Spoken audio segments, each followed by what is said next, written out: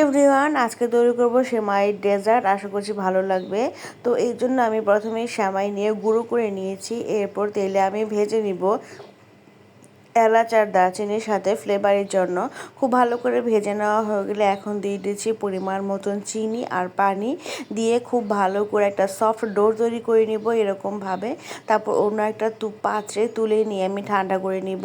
অন্যদিকে আমি অন্য একটা ফ্রাই প্যানে দুধ গরম করে নিয়েছি, তাতে দিয়ে দিয়েছি পরিমাণ মতন চিনি, কনডেন্স মিল্ক আর ফ্লেভারের জন্য এলাচ দারচিনি আর সব শেষে কর্নফ্লাওয়ার দিয়ে খুব ভালো করে ঘন করে একটা মালাই তৈরি করে নিব।